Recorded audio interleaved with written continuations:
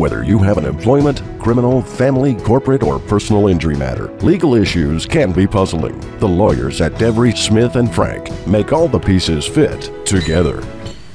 Good morning. My name is Flora Poon. I'm a fifth-year lawyer with Devry Smith Frank. I, like Viet and some of my other colleagues, are part of the commercial litigation team, and we do practice employment law for employers as well as individual employees who come and ask us for assistance.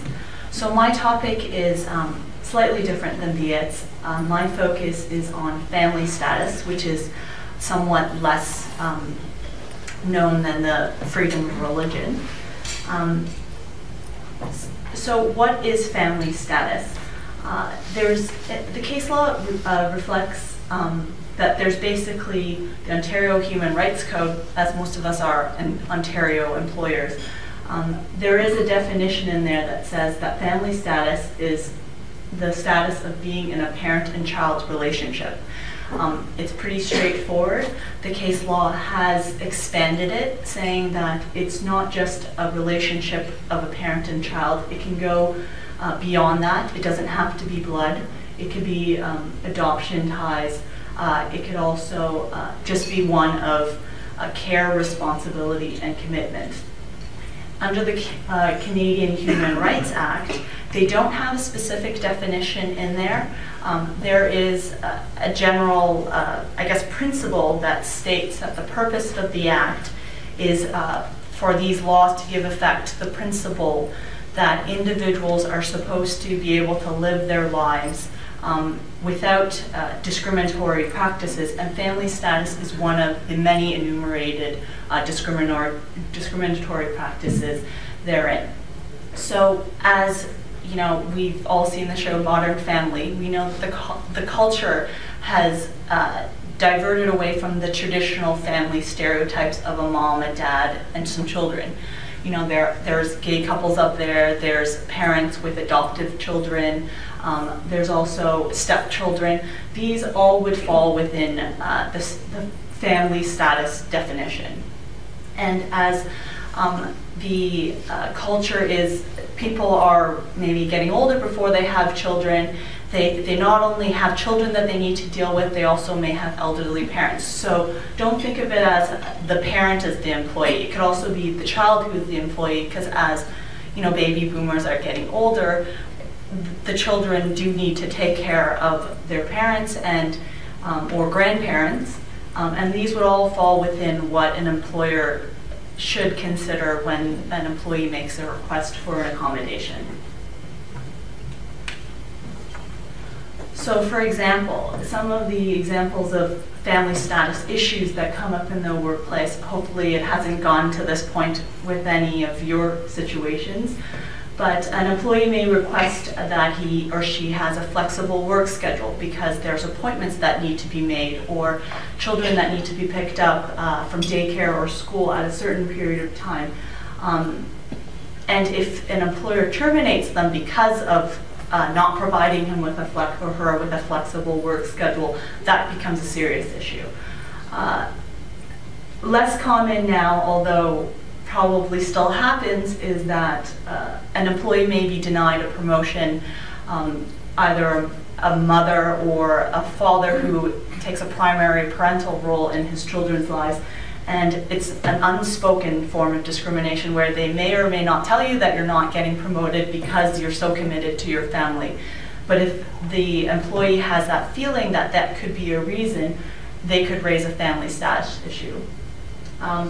With respect to vacation days, a lot of employers have kind of changed this in a sense that they use standard a 10-day or a 15-day or a 3-week period of just days, and they don't classify it, but sometimes employers still separate as vacation and sick days.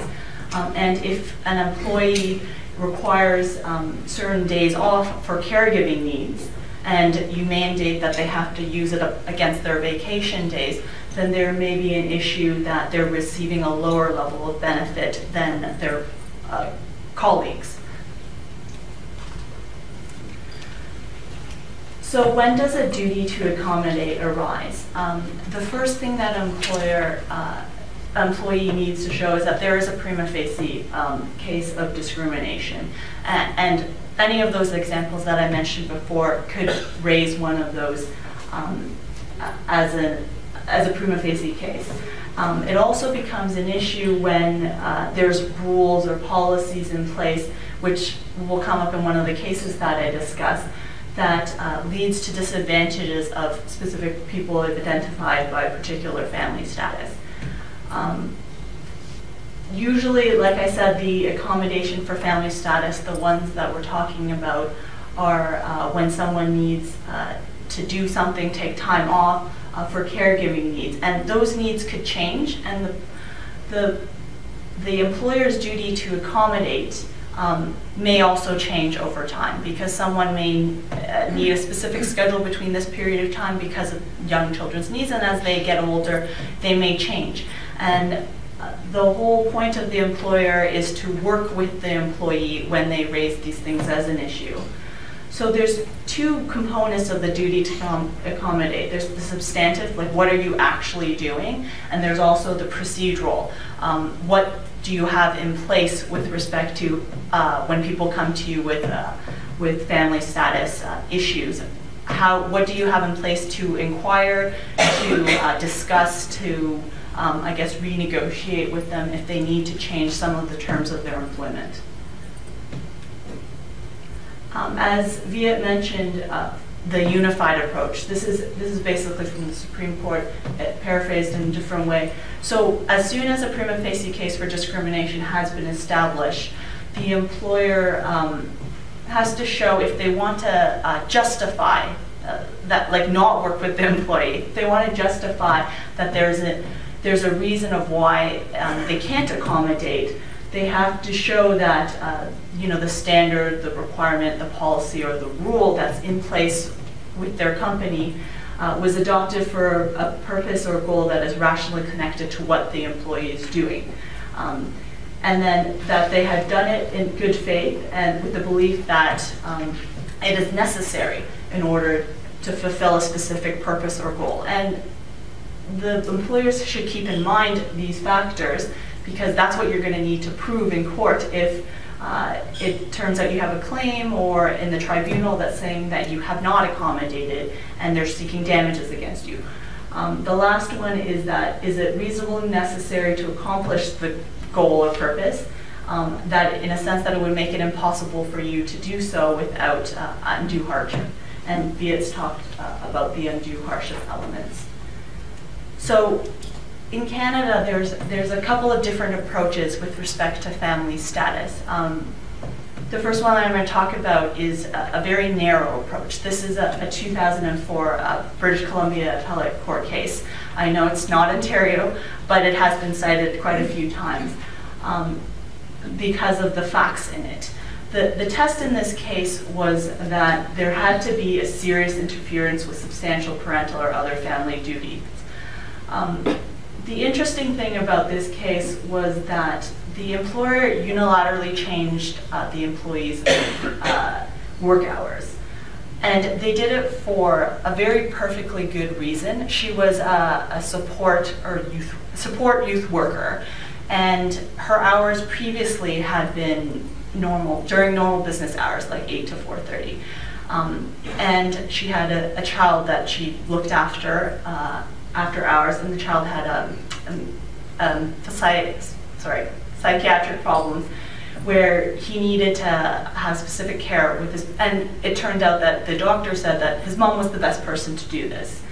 So the employer changed the work hours because they found in their program that she was working on, the kids that she was supporting benefited more between the hours of 11 to 6. So they unilaterally tried to change her hours from 11 to 6, and she said, I'm sorry, I can't do that because I have this child that I need to take care of. And she provided medical evidence that's saying that she was essential to her child's well-being. And the court determined that, notwithstanding that the employer had a perfectly reasonable reason to change her work hours, because it was such a serious interference with her duty as a mom, they said that they had to accommodate. Now, in Ontario, in 2012, the Devaney case is something that slightly changed the test. They started looking at the fact that that threshold for that appellate court case in BC was too high. The substantial interference test was too high because there was a lot of people that were, I guess, not meeting the test. So in the Devaney case, what the situation was not with a child, it was with a parent. And this employee had been part of an architect firm for about 27 years. And he had a mother that he needed to take care of. And in 2007, around, he started requiring time off. Well, not time off, but time remote working from home. And the facts of the case are that he worked remotely from home and it didn't change his quality of work. It actually was documented that he was working on a big project and all his hours were filled. People said he was still fine. But the employer took the position that every employee has to be in the office from 8:30 to 5. And they would not divert from that. So when he couldn't do it, because of his mother, he was terminated for cause in January of 2009. So the tribunal in this case rejected the BC appellate line of tests, and they said that there's no basis for a higher test. What we really needed to look at was whether the employee's absences were required as a result of their family obligations, or if it was a choice. Like if he didn't need to take care of his mother, or he could have done it in conjunction with other people, then maybe they wouldn't have decided that. But the employer knew about the requirement of the employee to attend to his mother, and they didn't accommodate. But not only did they not do that, they started talking about the fact that they didn't make meaningful inquiries and explore accommodations. He basically said, I need this time off and I'm working remotely from home and I'm fine, and they said, no, you need to be here from 8:30 to 5. Perhaps if they had engaged in some discussion, they may have been able to avoid that last I guess, pointing of the finger at the tribunal to them. So he did actually mitigate his damages, this employee. He actually got hired at another job 3 to 4 weeks down. So he didn't actually suffer in terms of wages lost, but the tribunal said that because of their failure to accommodate and that he's essentially been injured for his dignity and feelings, he got $15,000. So employers should keep that in mind, that if you just took certain steps to inquire, to accommodate, or to try to have some discussions, maybe that number wouldn't be so high. Maybe in the grand scheme of things, it's not a lot, but if every employee that comes to you asking for an accommodation gets turned away and you get a couple 15,000 awards against you, that's not good business practice. The employer was also ordered to develop and implement a workplace human rights accommodation policy and to provide training for anybody who is in the human resources field or department of that company. Most organizations should already have something like this, but if you don't, then you really should talk to one of us or your human resources department to look into developing something like this, so that if someone does approach you with respect to an accommodation, you can refer them to a policy and or have a guideline as to what steps you should be taking as an employer. Okay, so the last one, which is the most expensive one, is a fairly recent federal court case in 2013. I'm sure a lot of you might have heard of this one. This is the employee who worked for the Canadian Border Services. And she basically had irregular rotating shift schedules prior to having children. And then she had a child, and she requested fixed 13-hour shifts for 3 days in a row, and which essentially was almost the same as what she was doing before. And there was a policy in place with this company, with Canadian Border Services, that said that permitted fixed shifts are only for part-time employees. So if you're a part-time employee, you may be, I guess, eligible for a fixed shift. But if you're a full-time employee, you're going to have rotating shifts. So the employee came and asked for this to be changed for her, not for everybody. And they said, sorry, I'm going to direct you to the policy that says that we can't do it. And then they essentially put her on the fixed shifts because she needed it for her child, but then made her into a part-time employee for a number of years. So she made a complaint, kept working as she was making this complaint, and then the federal court basically said they're rejecting the substantial test for the British Court of Appeal because that's too high. Like the line of cases seem to be going that way. They also rejected the employer's undue hardship argument, because part of the reason why they did that, which I don't have up here, but when I was reading the case, was because this policy that said that only part-time people are eligible for fixed shifts, they made exceptions for if the person had asked for disability, or so it was just childcare that they were specifically not allowing, which was not the smartest thing to do on the employer's part. So they ruled that the employer undertook no analysis or a consultation with respect to accommodating the employee's childcare needs. There is some talk in the case about the fact that this employee did have a husband who was doing rotating shifts. She also chose to move further away from home, and there's talk about whether or not where the employer is of the view that the employee made all these choices on her own. She didn't have to move far away. She didn't have to accommodate to her husband's schedule. Why should the employer need to suffer because you choose a specific lifestyle, and then we have to accommodate for you? The problem, I think, for this one as well was that there wasn't much discussion, right? They said that this is the policy, we're following it, and if you don't fall under the part-time status category, then you're not eligible. At the end of the day, she got lost wages and pension as a full-time employee from January 4th, when she first made the complaint, to when she got the award, which was in 2013. So 6 years, maybe a little more than 6 years.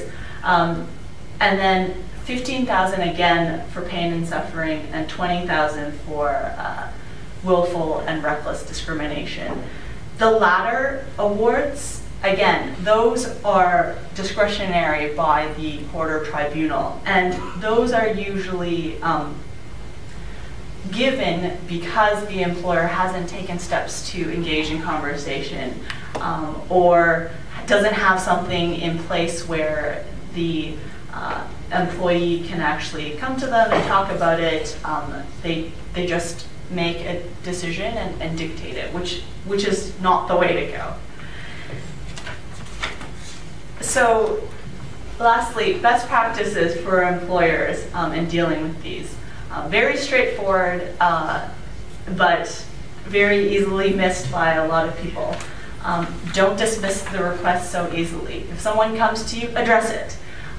Document the accommodation process. When someone asks you for accommodation and you've considered alternatives, make sure you write it down so that you can have a paper trail. That if there's a complaint later on, you can say, well, I considered X, Y, and Z, gave them these options, they said no, no, no. The policy should be reasonable and well documented. For example, don't make a policy that says part-time only does it, but then make an exception for disability, and don't make an exception for childcare. That's problematic.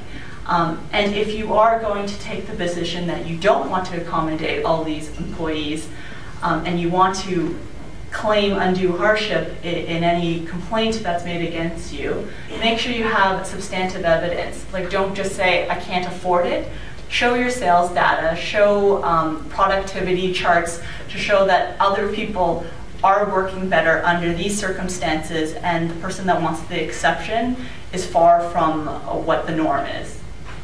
And those are my comments if you have any questions. After the break.